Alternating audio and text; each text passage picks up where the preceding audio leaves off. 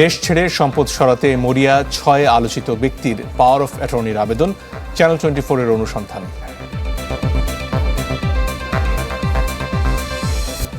ঈদ যাত্রায় ঘরমুখ মানুষের ঢল, সড়ক দুর্ঘটনায় একদিনে ঝরল ২৮ প্রাণ, টাঙ্গাইলে ১৭ শ্রমিকের মৃত্যু।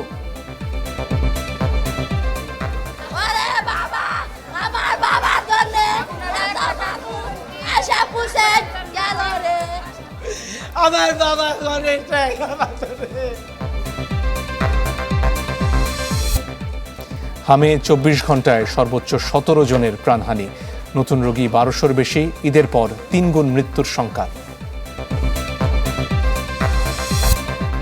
রামেসা হত্যা মামলার সাক্ষ্য ২-৩ দিনে শেষ করতে চায় প্রসিকিউশন, ১ বছরের মধ্যে সাজা কার্যকরের আশা।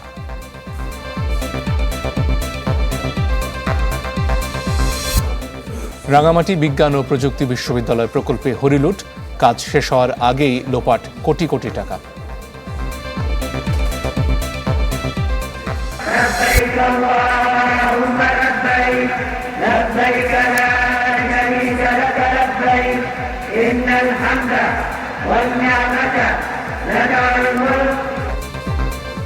হজের আনুষ্ঠানিকতা শুরু, তাবু নগরীর মিনায় লাখো মুসল্লির জমায়েত, মুশকুল ইবাদত বন্দেগিতে।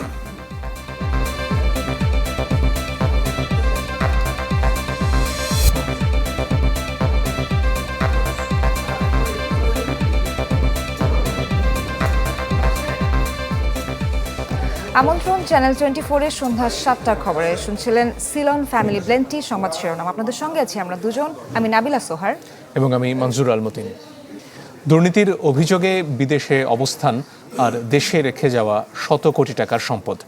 অভিযুক্ত অনেকেই খুঁজছেন নতুন পথ, বিদেশে পালিয়ে গিয়ে দেশে থাকা সম্পদের নিয়ন্ত্রণ ধরে রাখতে একের পর এক পাওয়ার অফ অ্যাটর্নির আবেদন জমা পড়ছে বাংলাদেশ মিশনে। যুক্তরাষ্ট্র, যুক্তরাজ্য, কানাডা, দুবাই, সিঙ্গাপুর সহ বিভিন্ন দেশ থেকে আসা এসব আবেদনের বড় অংশই দুর্নীতি, অর্থ পাচার কিংবা রাজনৈতিক বিতর্কে আলোচিত ব্যক্তিদের। তাই প্রশ্ন উঠেছে, বিদেশে বসে কি নিয়ন্ত্রণে রাখতে চান সম্পদ, নাকি চলছে সম্পদ সরানোর নীরব প্রস্তুতি? মোরশেদ হাসিবের অনুসন্ধানে দেখুন বিস্তারিত। ক্যামেরায় ছিলেন তুষার লস্কর। আলোচিত ছাগল কাণ্ডে সামনে আসে বিতর্কিত রাজস্ব কর্মকর্তা মতিউর রহমানের নাম। ১৫ লাখ টাকার ছাগল কেনায় সামাজিক মাধ্যমে ব্যাপক আলোচনার পর শুরু হয় তার সম্পদ ও জীবনযাপন নিয়ে প্রশ্ন। দুর্নীতির অভিযোগে গ্রেপ্তার হয়ে বর্তমানে কারাগারে আছেন তিনি। তবে এবার নতুন করে আলোচনায় এসেছে মতিউর রহমানের পরিবারের সম্পদ ব্যবস্থাপনার তৎপরতা। চ্যানেল 24-এর হাতে আসা নথিতে দেখা যায়, কানাডা প্রবাসী মেয়ে ফারজানা রহমান ইপসিতা সম্প্রতি সরকারের কাছে পাওয়ার অফ অ্যাটর্নির আবেদন করেছেন। নথি অনুযায়ী ২০২৪ সালে ব্যক্তিগত কারণ দেখিয়ে একটি বেসরকারি প্রতিষ্ঠানের পরিচালক পদ থেকে সরে দাঁড়ানোর আবেদন করা হয়। পরে সেই আবেদনে ত্রুটি থাকায় চলতি বছর ১০ মে নতুন করে আবেদন করা হয়। বিষয়টি সত্যতা নাম প্রকাশে অনিচ্ছুক প্রতিষ্ঠানটির এক ঊর্ধ্বতন কর্মকর্তা নিশ্চিত করেছেন। এটা যেটা আরজেসিতে জমা দেওয়া আছে আরো ২ বছর আগে, কোর্ট করতে পারেন, কোনো অসুবিধা নেই। পাওয়ার অফ অ্যাটর্নি এটা লিগ্যাল প্রসিডিউর সিস্টেমে আসতেছে বা সিস্টেমে যাচ্ছে, সেটা কোনো কথা বলতেছে। প্রতিষ্ঠান নিয়ে নিউজ হলে আমাদের একটা অসুবিধা হয় আর কি, আমরা আসলে অনেক কষ্ট করে একটু গোছাই নিচ্ছিলাম আর কি। শুধু মতিউর রহমানের পরিবারই নয়, চলতি মাসে যুক্তরাষ্ট্রের নিউ ইয়র্ক মিশনে একই ধরনের আবেদন করেছেন বহুল আলোচিত সাবেক পুলিশ কর্মকর্তা ও শেখ হাসিনার আস্থাভাজন আব্দুল কাহার আখন্দ। ১৫ আগস্টের হত্যা মামলা, ২১ আগস্টের গ্রেনেড হামলা ও বিডিআর বিদ্রোহ মামলার তদন্ত কর্মকর্তা আব্দুল কাহার আখন্দ দেশ থেকে পালিয়ে গিয়ে এই আবেদন করেন। তার আইনজীবী আবেদনের তথ্যটি প্রথমে নিশ্চিত করলেও পরে খুদে বার্তায় জানায় তিনি এ বিষয়ে কথা বলতে অপারগ। গেল বছরের অগস্ট মাসের মাঝামাঝি পররাষ্ট্র মন্ত্রণালয় থেকে বিদেশে বাংলাদেশের বিভিন্ন হাই কমিশন, দূতাবাস এবং কনসুলেট জেনারেলকে একটি বিজ্ঞপ্তি বা নোটিশ পাঠানো হয়, যেখানে বলা হয় পাওয়ার অফ অ্যাটর্নি যেন ইস্যু না করা হয়। যার কারণ হিসেবে উল্লেখ করা হয়েছে বিদেশে পালিয়ে থাকা বিভিন্ন মামলায় অভিযুক্ত যাদের বিরুদ্ধে অর্থ মামলা থাকতে পারে কিংবা রাজনৈতিক মামলা থাকতে পারে, তারা নিজের সম্পদ হাতে নেওয়ার চেষ্টা করছে কিংবা মালিকানা বদলানোর চেষ্টা করছে। বিদেশে অবস্থান করে সম্পদের নিয়ন্ত্রণ ধরে রাখতে ওয়াশিংটন ডিসিতে পাওয়ার অফ অ্যাটর্নির আবেদন করেছেন আওয়ামী লীগের শাসনামলে হঠাৎ প্রভাবশালী বনে যাওয়া ব্যবসায়ী নাফিস শারাফাত ও তার পরিবারের সদস্যরা। তার বিরুদ্ধে দেশে রয়েছে ১,৬১৩ কোটি টাকা পাচারের মামলা। এ বিষয়ে মুঠোফোনে একাধিকবার যোগাযোগ করা হলেও সাড়া মেলেনি তার। সিঙ্গাপুর থেকেও এসেছে একাধিক আবেদন।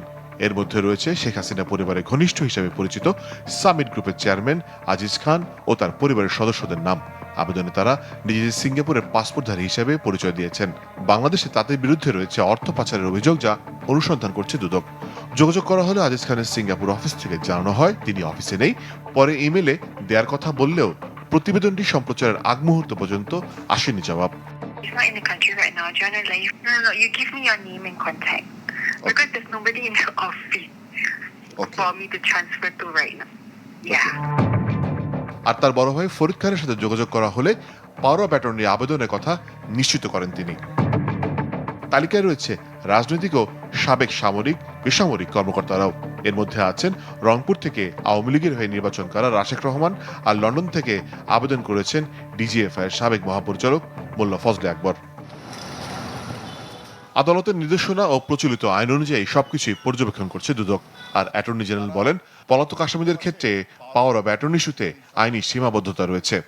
আমাদের সুপ্রিম কোর্টের সর্বশেষ রায় অনুযায়ী যে আসলে কোনো ফেরারি ব্যক্তি তিনি আইনের কোনো প্রোটেকশন পেতে পারেন না, এবং আমরা যথাযথ কর্তৃপক্ষ যদি আমাদের কাছে মতামত চাই তাহলে আমরা এটাই দেব যে এই ধরনের ফেরার ব্যক্তিদের আইনি প্রোটেকশনের কোনো সুযোগ নেই, সে সরাসরি হোক কিংবা অসরাসরি হোক না কেন। যদি সে রাজনৈতিক প্রভাব খাটানোর চেষ্টা করে, দেখুন রাজনৈতিক প্রভাব তো আইনের মোতাবেক চলবে। রাজনৈতিক প্রভাবের তো কারণে তো বাংলাদেশে এই যে অপরাধগুলো সংগঠিত হয়েছে এগুলো তো রাজনৈতিক প্রভাব বিস্তারের কারণেই। তো আমরা তো নতুন একটা বাংলাদেশ, বিশেষ করে ফেব্রুয়ারি 2026-এর পরে আমরা তো কেউ রাজনৈতিক প্রভাব খাটিয়ে রাষ্ট্রের ক্ষতি করবে, রাষ্ট্রের সম্পত্তি লুট করবে, বিদেশে পাচার করবে এবং বিদেশে পাচার করে পরবর্তীতে একটা সময় গিয়ে সে তার রাষ্ট্রের প্রতি চড়াও হবে, এটা তো মানুষের একটা প্রত্যাশা না। দুর্নীতি দমন কমিশন আইন 2004-এর অধীনে যখন দুর্নীতি দমন কমিশনে কোনো অভিযোগ সংশ্লিষ্ট ব্যক্তির বা প্রতিষ্ঠানের সম্পদ বিজ্ঞ আদালতের মাধ্যমে অবরুদ্ধ বা ফ্রিজ বা অ্যাটাচমেন্ট করা হয়, সেটা পরবর্তীতে বিজ্ঞ আদালতের পরবর্তী নির্দেশনার আগ পর্যন্ত আসলে এ ধরনের কোনো সুযোগ নেই। বিশ্লেষকরা বলছেন, বিদেশে অবস্থান করলেও দেশে থাকা সম্পদ ব্যবস্থাপনা, মামলা পরিচালনা কিংবা ব্যবসায়িক কার্যক্রম সচল রাখতেই সাধারণত পাওয়ার অফ অ্যাটর্নি ব্যবহার করা হয়। তবে দুর্নীতি বা অর্থ পাচারের অভিযোগে অভিযুক্ত ব্যক্তিদের ক্ষেত্রে এসব নতুন করে প্রশ্ন তৈরি করছে। যাদের বিরুদ্ধে মামলা বা তদন্ত অভিযোগও আছে, এমনকি বিদেশে যাওয়ার আগে দেশে অনিয়ম, দুর্নীতি, অনাচার, এমনকি অনেকের ক্ষেত্রে যদি কি বলবো যে অন্য মানবাধিকার লঙ্ঘনের অপরাধের অভিযোগে অভিযুক্ত থাকেন, তাহলে তাদের ব্যক্তি বা প্রতিষ্ঠান বা তাদের সাথে সংশ্লিষ্ট যাদের সংশ্লিষ্ট প্রতিষ্ঠানের মালিকানা আছে, তাদের কারো পক্ষে এই ধরনের আবেদন কিন্তু বর্তমান সরকারের পক্ষে গ্রহণ করা বা বিমানকে বিবেচনা করা আমি মনে করি যে অযৌক্তিক এবং নৈতিকভাবেও এবং আইনগতভাবে এটির কোনো সম্ভাবনা নেই। এ বিষয়ে জিরো টলারেন্সের কথা জানালেন পররাষ্ট্র প্রতিমন্ত্রী। বিদেশে বসে যারাই চেষ্টা করুক না কেন বা দূতাবাসের সাথে যোগাযোগ করার চেষ্টা করুক না কেন, আমাদের সরকার থেকে আমাদের জিরো টলারেন্সে আমরা আছি, কোনোভাবেই এটা করে কেউ ছাড় পাবে না। কোনো দূতাবাসে পাওয়ার অফ অ্যাটর্নি গ্র্যান্ট করা সম্ভব না without the knowledge of the government and without the knowledge of the foreign ministry. তো দূতাবাসে যদি কেউ সিক করো এই ধরনের কোনো সুবিধা, সেটা আমাদের মাধ্যমেই যাবে এবং আমরা এটা জিরো টলারেন্সে আছি, কথা খুবই পরিষ্কার। বিদেশে বসে সম্পদ ব্যবস্থাপনার এই আবেদনগুলো এখন নতুন করে আলোচনায় এনেছে আইনি প্রক্রিয়া, সম্পদের নিয়ন্ত্রণ এবং জবাবদিহির প্রশ্ন। মোর্শেদ হাসিব, চ্যানেল 24, ঢাকা। ঈদের আগে দুর্ঘটনায় একদিনে সড়কে ঝরল 28 প্রাণ। এর মধ্যে টাঙ্গাইলে যমুনা সেতুর পূর্ব পারে রড বোঝাই ট্রাক উল্টে নিহত হন 15 জন। তাদের সবার বাড়ি নওগাঁর মান্দা উপজেলায়। পুলিশ বলছে বেপরোয়া গতি ও চালকের অদক্ষতায় এমন প্রাণহানি। ঈদ যাত্রায় যত ভিড় বাড়ছে, মহাসড়কে ততই অপ্রতিরোধ্য হয়ে উঠেছে পরিবহনগুলো। বেপরোয়া গতিতে ঝরছে নিরীহ প্রাণ। সোমবার ভোর 4টা ঢাকা টাঙ্গাইল মহাসড়কের সারতৈল এলাকা। একটি রড বোঝাই ট্রাক উত্তরাঞ্চলে যাচ্ছিল। পথে 24 জন যাত্রী ওঠায় চালক, কিন্তু যমুনা সেতুর পূর্ব প্রান্তে পৌঁছানোর আগেই নিয়ন্ত্রণ হারিয়ে রাস্তার পাশে উল্টে যায়। এতে ঘটনাস্থলেই 15 জন নিহত হন। খবর পেয়ে ফায়ার সার্ভিস গিয়ে হতাহতদের উদ্ধার করে আশপাশের হাসপাতালে ভর্তি করে। সবাই জায়গা আছে তো স্যাররাই কি বলবো, আদান 3:30 4টা অনুমান ছিল, ওই সময় অ্যাক্সিডেন্ট হয়েছে। আপনার নৌকাতে যাবে, নৌকা মান্দা ভাটসরি নোয়ান যাওয়ার লাগে তো গাড়ি অ্যাক্সিডেন্টে মারা গেল। ভাড়া বেশি এখন 1700-1800 টাকা বাসের ভাড়া, এই কারণে টাকে যাচ্ছে আর কি। 1.5 ঘন্টা চেষ্টার পর আমরা 6 জনকে জীবিত উদ্ধার করি। আমাদের অ্যাম্বুলেন্স দ্বারা টাঙ্গাইল মেডিকেল কলেজ হাসপাতালে প্রেরণ করি, আর 15 জন নিহত। পুলিশ জানায় ঈদে অবৈধভাবে যাত্রী বহন আর বেপরোয়া গতির কারণেই এমন হতাহতের ঘটনা। ধারণা করছি প্রাথমিক অবস্থায় যে যিনি ট্রাক চালক ছিলেন তিনি নিয়ন্ত্রণ হারিয়ে এই দুর্ঘটনাটা ঘটে। 15 জন আমরা এখানে লাশ উদ্ধার করি এবং 9 জনকে আহত অবস্থাতে আমরা উন্নত চিকিৎসার জন্য আমরা টাঙ্গাইল পাঠিয়েছি। আর লাশ শনাক্তকরণের জন্য তাদের সাথে যে পরিবার আছে তাদের সাথে যোগাযোগ করার চেষ্টা করা হচ্ছে। আমরা জানা যায় নিহতদের বাড়ি নওগাঁর মান্দা উপজেলার ভাষ্য ইউনিয়নে। এই ঘটনায় কিছু সময়ের জন্য ঢাকা টাঙ্গাইল মহাসড়কে যান চলাচল বন্ধ হয়ে যায়। বগুড়ার শাহজাহানপুরে অজ্ঞাত যানের ধাক্কায় প্রাণ গেছে মোটরসাইকেল আরোহী বাবা ও মেয়ের। ঈদের ছুটিতে বগুড়া থেকে স্ত্রী সন্তান নিয়ে গ্রামের বাড়ি পাবনায় যাচ্ছিলেন আনিসুর রহমান। পথে দুর্ঘটনায় মারা যান তিনি ও তার মেয়ে। এছাড়াও সড়ক দুর্ঘটনায় টাঙ্গাইলে 2, নওগাঁয় 2, গাইবান্ধা মুন্সিগঞ্জে প্রাণ গেছে আরও 2 জন। তানিম রহমান, চ্যানেল 24। টাঙ্গাইলে রড বোঝাই ট্রাক উল্টে প্রাণহানির জন্য চালককে দুষলেন সড়ক ও সেতুমন্ত্রী শেখ রবিউল আলম। ঢাকায় মেট্রো রেলে প্রবীণ ও প্রতিবন্ধীদের জন্য ভাড়া ছাড় কার্যক্রমের উদ্বোধন শেষে তিনি জানান, বারবার সতর্ক করা হলেও আমলে নেননি ট্রাক চালক। রড বোঝাই করে যাচ্ছিল, সেই ট্রাকে 25-26 জন লোক উঠে পড়ে এবং ড্রাইভার নিয়ন্ত্রণ হারিয়ে সাইডে উল্টে পড়ে যান। ওকে এই দুর্ঘটনাটা একান্তই আমরা প্রাথমিক পর্যায়ে মনে হয়েছে যে ড্রাইভারের ভুলের কারণে। ওখানে আহত 2-1 যাত্রী বলেছেন তারা ড্রাইভারকে সাবধান করছিলেন, কিন্তু তিনি তা মানছিলেন না, তিনি একটু তন্দ্রা মতন ছিলেন। হামা উপসর্গে একদিনে 17 জনের মৃত্যু হয়েছে, যা মৌসুমে একদিনে এখন পর্যন্ত সর্বোচ্চ। একই সময় নতুন করে হাসপাতালে ভর্তি হয়েছে 1224 শিশু। বিশেষজ্ঞদের সংখ্যা জরুরি অবস্থা জারি করে ব্যবস্থা না নিলে ঈদের পর হামে শিশু মৃত্যু 3 গুণ বাড়তে পারে।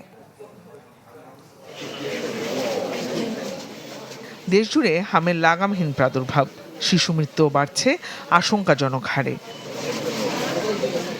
সবশেষ 24 ঘন্টায় হামা উপসর্গ নিয়ে মারা গেছে আরও 17 শিশু, যা এই মৌসুমে একদিনে এখন পর্যন্ত সর্বোচ্চ। এদের মধ্যে 1 জন নিশ্চিত হামে আর উপসর্গ নিয়ে মারা গেছেন আরও 16 জন। স্বাস্থ্য অধিদপ্তরের তথ্য মতে এ নিয়ে এই মৌসুমে দেশে হামা উপসর্গ নিয়ে মোট প্রাণহানির সংখ্যা বেড়ে দাঁড়িয়েছে 545 জনে। নতুন করে আরও 1127 শিশুর শরীরে হামের উপসর্গ পাওয়া গেছে, আর নিশ্চিত হাম সংক্রমণ হয়েছে আরও 97 জনের। ফলে মোট সন্দেহভাজন সংক্রমণের সংখ্যা বেড়ে হয়েছে 64,940। এমন বাস্তবতায় জনস্বাস্থ্য বিশেষজ্ঞরা বলছেন, সরকার জরুরি অবস্থা জারি করে ব্যবস্থা না নিলে ঈদের পর সংক্রমণ বাড়তে পারে আশঙ্কাজনক হারে। 3 গুণ মৃত্যুর সংখ্যাও দেখছেন তারা। সরকার মুখে স্বীকার না করলে এটা জরুরি পরিস্থিতি।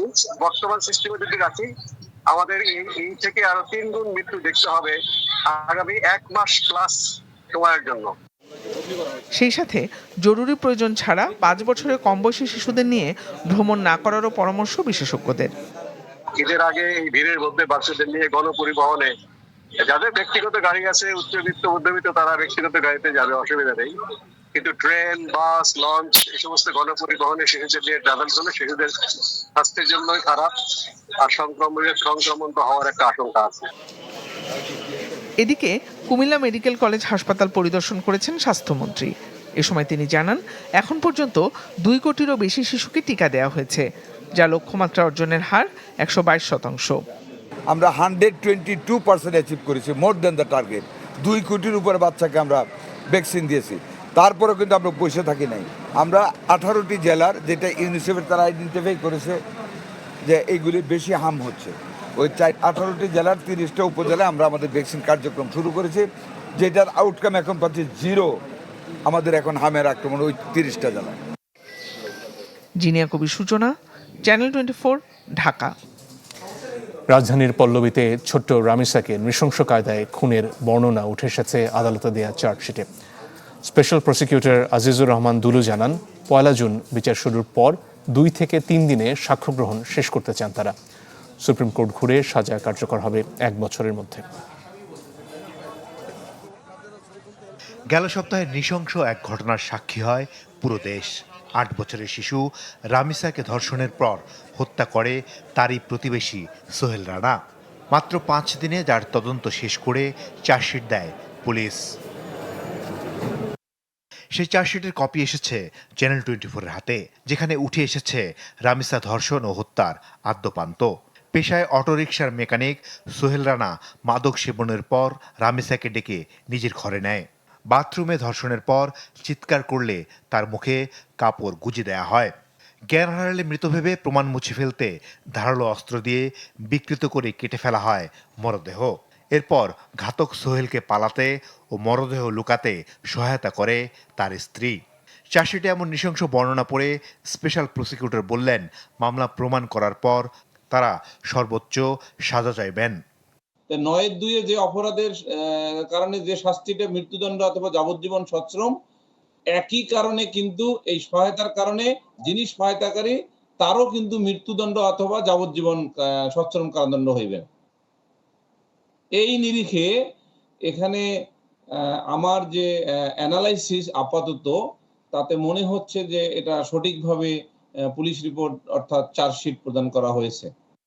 স্পেশাল প্রসিকিউটর জানান 2-3 দিনের মধ্যে 14 জন সাক্ষীর সাক্ষ্য শেষ করতে চান তারা। সব মিলিয়ে হাইকোর্ট ঘুরে আপিল বিভাগ শেষে 1 বছরের মধ্যে সাজা কার্যকর হলে তারা স্বস্তি পাবেন। এই যে মুলুক চাঁদ চৌকিদারের যে 9 বছরের শিশু হত্যার যে মামলাটি 16 মে 1882 সালে সকল সাক্ষীর সাক্ষ্য গ্রহণ করে রায় দেওয়া হয়েছিল, সেই মামলাটি কিন্তু 4 একই দিনে ফ্রেম করা হয়েছিল। তার মানে হলো যেদিন চার্জ গঠন করা হয় সেদিনে সাক্ষ্য নিতে কোনো বাধা নেই, বরং নজির আছে। 1 জুন অভিযোগ গঠন হয়ে 10 দিনের মধ্যে রায়ের আশা করছে প্রসিকিউশন। মাসুদুর রহমান, চ্যানেল 24, ঢাকা। সড়ক, নৌ ও রেলপথ সবখানেই ঈদে বাড়ি ফেরা মানুষের ভিড় বেড়েছে। আরও তথ্য জানাতে গাজীপুর থেকে যোগ দিচ্ছেন রফিকুল ইসলাম খান এবং সদরঘাট থেকে আমাদের সাথে যোগ দিচ্ছেন সজল শাইখ। আমরা শুরুতেই রফিকের কাছে যাব। রফিক, জানাবেন যে আজকে থেকে তো ঈদের ছুটি শুরু হয়ে গেছে যেমনটা আমরা জানি, এবং লম্বা একটা ছুটি পেতে যাচ্ছেন সবাই। কেমন ভিড় দেখছেন বাড়ি ফেরা মানুষের?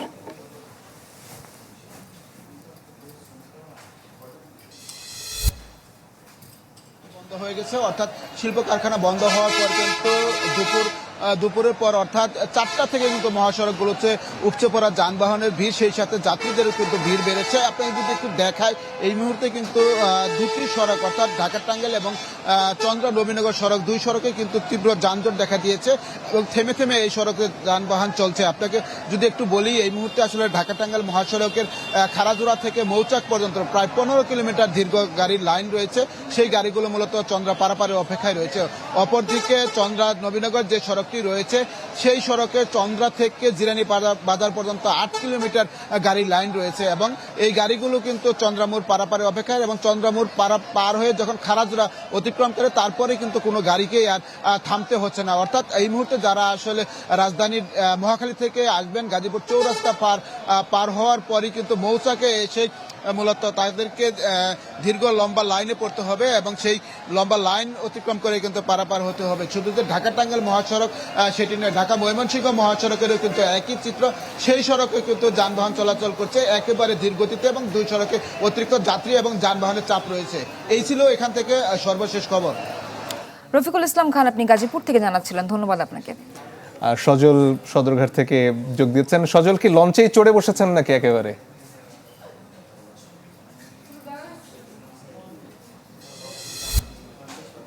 যেটি দেখতে পাচ্ছি যে কানায় কানায় আসলে পূর্ণ মানুষ তাদের প্রিয়জনের সাথে বিশেষ মুহূর্ত কাটানোর জন্য ঈদে তারা কিন্তু বাড়ি যাচ্ছে, এবং যেই আবহাওয়ার কিন্তু বৈরী আবহাওয়া রয়েছে সেই আবহাওয়া উপেক্ষা করেই কিন্তু মানুষ তাদের গন্তব্যে পৌঁছানোর জন্য যাচ্ছে এবং আমরা দেখেছি যে বিকেল থেকেই কিন্তু সাধারণ যে যাত্রী রয়েছে তাদের ভিড় কিন্তু আসলে চোখে পড়ার মতো। প্রচুর পরিমাণে মানুষ যাচ্ছে বাড়িতে এবং এই ভিড় আরও যখন সময় গড়াবে তখন আরও বাড়বে বলে কিন্তু আমাদেরকে বলেছে বিআইডব্লিউটিএ কর্তৃপক্ষ।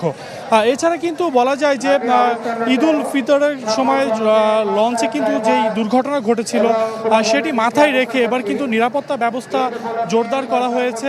তবে সবচেয়ে ইতিবাচক বিষয় হচ্ছে যে লঞ্চ ঘাটে আমরা দেখেছি যে ঠিক সময় মতোই কিন্তু লঞ্চ ছেড়ে যাচ্ছে এবং নিরাপত্তার দায়িত্বে যারা ছিল এবং নিরাপত্তার দায়িত্বে যারা আছে বিআইডব্লিউটিএ কর্তৃপক্ষ এবং বন্দর কর্তৃপক্ষ সবাই কিন্তু আসলে তদারকি করছে যে লঞ্চ যখন ছেড়ে যাচ্ছে তখন ডানে বায়ে সব দিকেই পরিপূর্ণভাবে ক্লিয়ার করে তারপরেই কিন্তু লঞ্চটি ছাড়া হচ্ছে। এছাড়া ভাড়ার বিষয়টি বলতে গেলে আসলে বলতে হয় যে যাত্রীদের পক্ষ থেকে সবসময় কিন্তু একটি অভিযোগ থাকে যে বাড়তি ভাড়ার বিষয়ে। তবে বিআইডব্লিউটিএ কর্তৃপক্ষ কিন্তু ডিজিটাল ভাড়ার চার্ট কিন্তু দিয়েছে, তারপরেও কিন্তু যাত্রীদের একটি অভিযোগ রয়েছে যে বাড়তি ভাড়া নেয়ার এবং সেটি কিন্তু আমরা প্রমাণিত করেছি যে আমরা কয়েকজনের সাথে কথা বলে দেখেছি যে বাড়তি ভাড়া নেওয়া হচ্ছে। মঞ্জুর, এই ছিল সদরঘাট থেকে আমার কাছে সর্বশেষ। সজল, আশা করি লঞ্চ ছাড়ার আগে আপনি লঞ্চ থেকে নেমে পড়বেন। সজল এবং রফিক আমাদের সাথে জানাচ্ছিলেন ঈদ যাত্রার খবরগুলো। ঈদ উল আজহার আনন্দকে আরও বাড়িয়ে দিতে সিঙ্গার বেকো নিয়ে এলো বহুল প্রতীক্ষিত ভরপুর সলিউশন অফার ক্যাম্পেইন। এই ক্যাম্পেইনের আওতায় দেশব্যাপী গ্রাহকরা পাচ্ছেন হাজার হাজার ফ্রি পণ্য আর আকর্ষণীয় ডিসকাউন্ট পাওয়ার সুযোগ।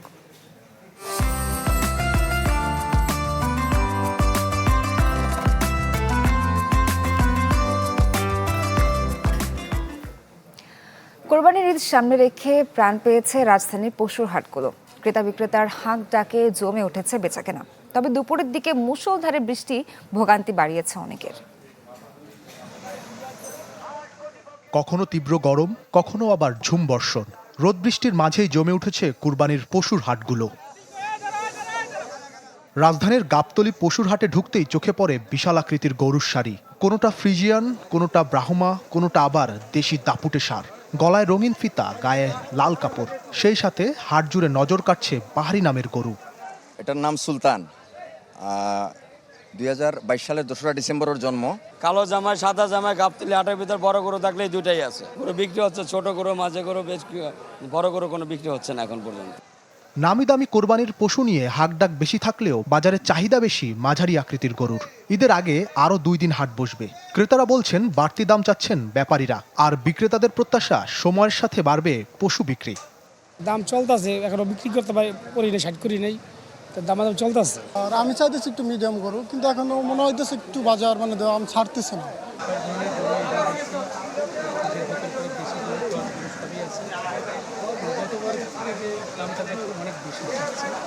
কুরবানির হাটের কারণে সড়কে যানজট নিয়ন্ত্রণে তদারকি সহ সার্বিক ব্যবস্থাপনা নির্বিঘ্ন করার কথা জানায় ডিএনসিসি প্রশাসক এবং ঢাকা মেট্রোপলিটন পুলিশ। নগরবাসী তাদের গরু ক্রয় করে নির্বিঘ্নে তার বাসভবনে গিয়ে পৌঁছাতে পারে সেই বিষয়ে সার্বিক সহযোগিতা করবে ডিএমপি পুলিশ সহ বিভিন্ন আইন প্রকারী সংস্থা, ঢাকা উত্তর সিটি কর্পোরেশন। ছিনতাই, জাল নোট, অজ্ঞান পার্টি, মলম পার্টি প্রতিরোধে ডিবি সহ সাদা পোশাকে পুলিশ টার্মিনাল সমূহে নিয়োজিত আছে। এবারের কুরবানির ঈদে ঢাকার 2 সিটি কর্পোরেশনের মোট 27টি পশুর হাট ইজারা দেওয়া হয়েছে। ইমতিয়াজ মাহমুদ, চ্যানেল 24, ঢাকা।